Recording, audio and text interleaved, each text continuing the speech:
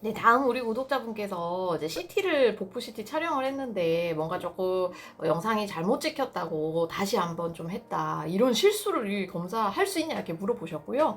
이게 이제 저희가 복부 CT라고 하면은 딱 복부만 찌는 게 아니라 이제 복부라는 게 어떻게 보면 좀 주관적이잖아요. 그래서 약간 조금 더 넓게 범위로, 그러니까 위쪽으로는 폐도 조금 이렇게 커버를 해주고, 그다음에 골반 아래쪽도 어느 정도까지는 커버를 해서 이제 완전히 복부가 보일 수 있대 이렇게 찍거든요.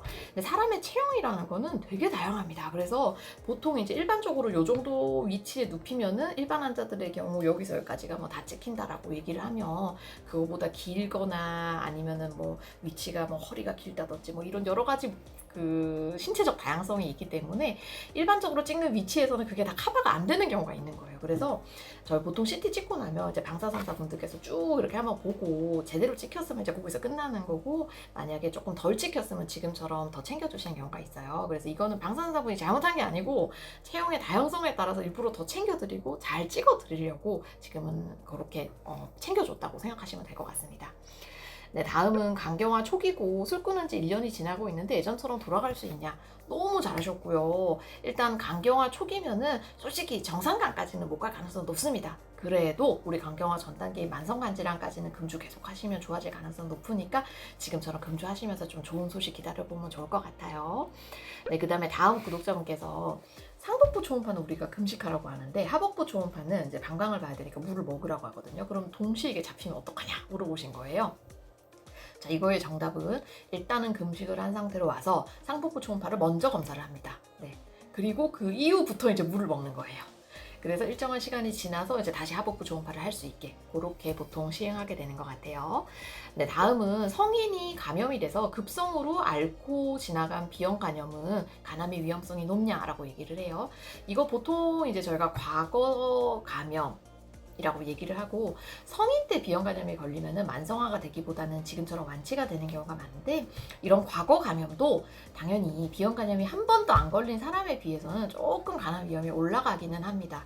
그렇지만 현재 비형 감염을 갖고 있는 사람과 비교해서는 그 위험도가 정말 무시할 수준으로 굉장히 낮아요. 그래서 우리가 일반적으로 과거 감염인 분들은 비형 감염의 고위험군이라고 하지 않습니다. 네, 그래서 위험도가 조금 정상인 랩에 올라가는 거는 맞지만 무시할 정도다라고 생각해 주시면 될 것 같고요. 다음 우리 구독자분께서 간경화가 있고 암모니아 수치가 정상인데 이렇게 자꾸 간성 혼수가 올 수 있냐고 물어보셨어요. 네, 올 수 있습니다. 이게 저희가 몸에서 여러 가지 독소물질이 만들어지잖아요. 암모니아는 그 중에 하나입니다. 이 독소물질을 다 검사를 할 수가 없고 이거를 그냥 대표하는 수치라고 생각하시면 될 것 같고, 그래서 암모니아가 간성 혼수를 진단하는 절대적 도구가 아닙니다. 간성 혼수는 우리가 임상상으로 진단을 하게 되고, 암모니아는 보조요법 진단을 하는데 조금 클로를 제공해주는 그 정도라고 생각하시면 될 것 같아요. 그리고 보통 이런 간성 혼수가 많이 일으켜지는 원인이 지금 와서는 이제 발표된 거 보면은 감염이 많다고 합니다. 그래서 우리 복강 내 균들 많잖아요. 이제 정상인들은 이런 균들과 사이좋게 문제없이 살아갈 수 있는데, 간경화인 분들은 면역력이 떨어지게 되니까 가끔 이런 균들이 밖으로 나와서 자발성 복막염이라든지 아니면은 갑자기 일과성으로 이렇게 염증을 일으키고 균이 들어가 버리고 이런 것들이 생기게 되고, 이런 증상이 한번 생기면 이제 간성 혼수가 발생을 하게 돼요. 그래서 이런 거는 몇 시간만 해도 생길 수가 있기 때문에 어제 멀쩡하던 분이 다음날 바로 간성 혼수 오는 일이 가능합니다. 네, 다음 우리 구독자분께서는 간 수치는 정상인데 지방간이 심하다고 한다. 이건 무슨 경우냐? 아마도 단순 지방간일 가능성이 높을 것 같고요. 근데 지방간이 심하다는 거는 어쨌든 굳지는 않았고 지방이 침착된 정도가 심하다는 얘기일 거예요. 단순 지방간의 경우에는 저희가 보통 체중 감량이라든지 식단 조절하면 좋아지는 걸로 돼 있으니까 그렇게 한번 해보시면 좋을 것 같아요.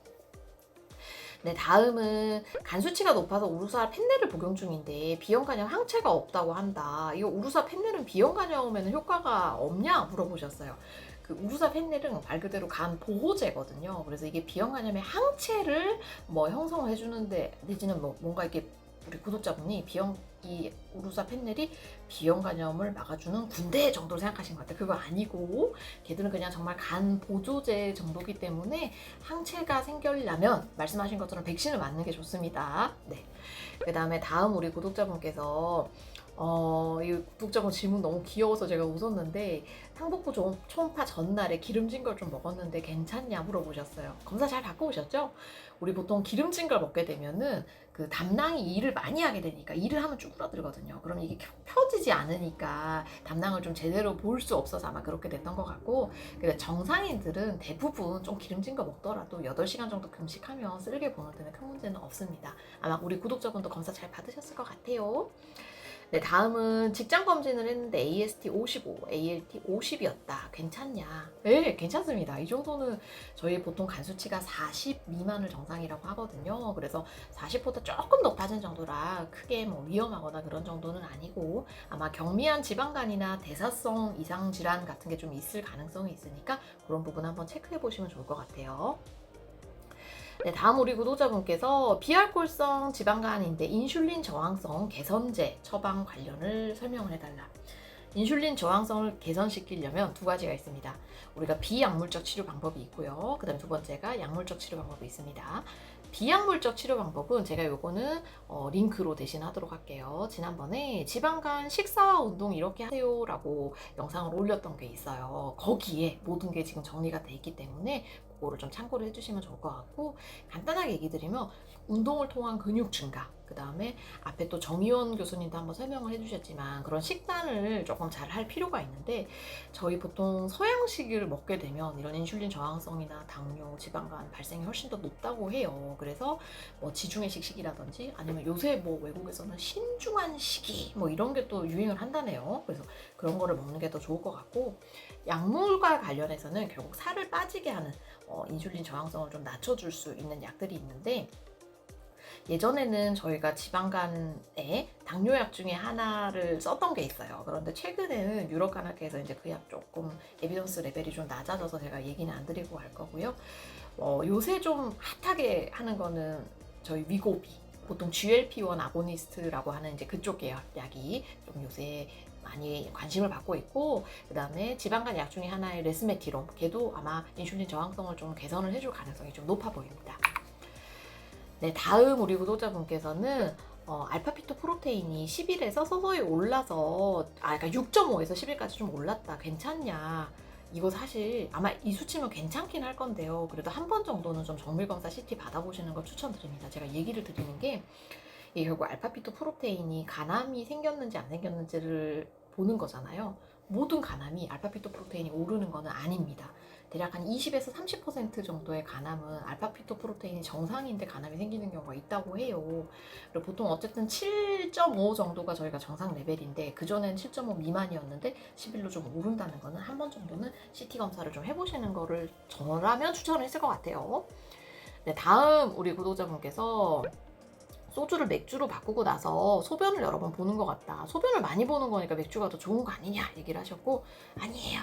네, 단순히 알코올이 소주가 도수가 높고 맥주는 도수가 낮잖아요. 그래서 이 맥주가 훨씬 더 양이 많기 때문에 볼륨이 많이 들어갔으니까 그만큼 그냥 소변으로 나오는 것 뿐이지 이게 더 몸에 좋은 거는 전혀 아닙니다. 네, 다음 우리 구독자분께서 간경화 환자인데 인 수치가 높다고 한다. 콩팥이 안 좋은 거냐? 인 수치는 되게 여러 가지 팩터에 의해서 영향을 좀 받을 수 있는데, 대표적인 게 지금 말씀하신 콩팥, 그리고 뼈 관련 쪽이 좀 영향이 있을 수 있습니다. 그래서 뭐 다른 거는 괜찮은데 정말 뭐 인만 떨어졌다 그러면 뭐 부갑상선, 뭐 갑상선, 뼈 이런 쪽 검사를 좀 해야 될 수 있어요. 네. 그리고 정말 뭐 콩팥이 수치가 또 괜찮다 그러면 인수치가 높은 게 또 약간 코릴레이션이 안 되기 때문에 그렇게 한번 고려해 보시는 게 좋을 것 같아요. 네, 다음 우리 구독자분께서 제가 이거 그때 그 진전선망을 올리고 이분이 병동에 입원하셔가지고 간호사를 도우미인 줄 알고 엉덩이를 두드렸다고 선망을 겪으셨나 봐요. 선망이랑 진전선망 완전 다른 질환입니다. 이거 우리 구독자분이 조금 잘못 알고 계신 것 같고요. 네, 그래서 선망은 이런 알코올과 관계없이 그냥 급격한 환경 변화가 있을 때 노년분들이 생길 수 있는 거고요. 진전선망은 반드시 알코올을 먹는 사람들한테 생기는 거라서 두 개는 다릅니다. 그리고 우리 구독자분, 이제 저희가 사회가 분위기가 많이 바뀌어가지고 다음에도 혹시 입원할 때 이런 행동 하시게 되면 조금 위험할 수 있어요. 조심해 주세요. 네, 다음 우리 구독자분께서는 위고비라는 다이어트 약이 화제인데 비형 간염 환자가 맞아도 될까 물어보셨고요. 이 위고비가 일주일에 한 번 맞는 약이죠. 세마글루타이드고, 그다음에 이거에 매일 맞는 형태는 우리나라에 이미 쓰이고 있죠. 삭센다, 리라글루타이드고요. 아직까지 이런 전체를 이제 GLP-1 아고니스트라고 얘기를 하는데, 이 GLP-1 아고니스트가 비형 간염 환자에서는 데이터가 안타깝게 아직은 없습니다. 없는데, 근데 제가 이제 임상에서 환자들을 꽤 써보면은 느낌은 어떠냐면, 강경화 전 환자에서는 GLP-1 아고니스트 크게 부작용 없고 그냥 일반 환자랑 똑같이 쓸 수 있는 것 같고요. 강경화인 환자한테는 사실 저는 GLP 아고니스트는 써보지는 못했습니다. 그래서 요거는 뭐 기형 간염이 있다고 무조건 쓸 수 없는 거는 아니고, 간 기능이 괜찮은 분한테는 좀 써볼 수 있겠다. 큰 문제는 없다. 다만 임상 데이터는 아직까지 좀 축적되진 않았다. 그 정도로 생각해 주세요. 네, 다음 우리 전직 간호사님께서 올려주셨어요. AST, ALT가 170, 120 이랬는데 수면 마취, 아마 대장 내시경 할 때 저희 보통 그 프로포폴이라는 약제를 쓰거든요. 그래서 괜찮은지 물어보셨고요. 이 프로포폴이 여러분 생각보다는 간이 안 좋을 때 쓸 수 있는 안전한 약물 중에 하나입니다. 그래서 리버톡스 사이트 정보에 보면요, 프로포폴이 되게 양면으로 이렇게 딱 적혀 있는데, 첫 번째는 에이 되게 위험한데 라고 적혀 있는데, 이거는 뭐냐면 고용량으로 계속 오래 쓰는 경우, 즉 중환자실에서 환자가 인공호흡기를 해야 돼서 환자를 재워야 돼요. 계속 높은 용량을 쓸 때, 이제 이럴 때는 위험한데, 단발적으로 뭐 대장 내시경 한다든지 아니면 수술 때문에 일시적으로 한다든지 이제 그럴 때는 안정성이 D로 굉장히 좋은 편입니다.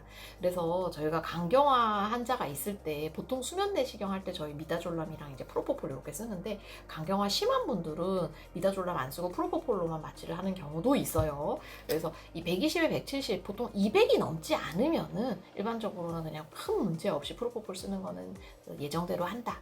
그 정도인 것 같고요. 다만 이제 컷오프 200이다 이게 어디서 적혀 있냐 그런 건 아닌 것 같아요. 약간 구전의학처럼 네, 되는 것 같아요. 네, 다음은 이제 마지막 우리 구독자분 네, 그 멘트였는데 이거 너무 웃겨서 제가 갖고 왔는데, 진전선망을 제가 설명을 드렸는데 이 이름을 가진 맥주가 있대요. 근데 찾아봤는데 진짜 있는 거예요. 이게 벨기에 맥주인데, 아니 근데 이거 제조사 진짜 정신이 있는 건가요? 자기네 맥주 먹고 딜리리움 트레멘스가 걸리라는 거예요. 뭐예요 이거 진짜. 저는 좀 웃음이 안 나오고 솔직히 현실이다 보니까 조금 화가 나기는 했습니다. 이거의 의미를 진짜 아는 사람이면은 저는 술맛 떨어질 것 같은데요. 이거 먹고 내가 진저선망 생길 텐데 왜 먹어? 약간 이렇게 될 것 같은데, 불행히도 이 뜻이 모르는 분들이 더 많아서 아마 잘 팔리는 거 아닌가 싶어요. 네, 네, 이렇게 저희 랜선 진료실 시간 오늘 정리 좀 했고요. 나중에 또 여러분들 궁금한 거 생기시면 지금처럼 모아서 또 설명드리도록 할게요. 여러분 항상 건강이 최우선입니다. 건강하세요.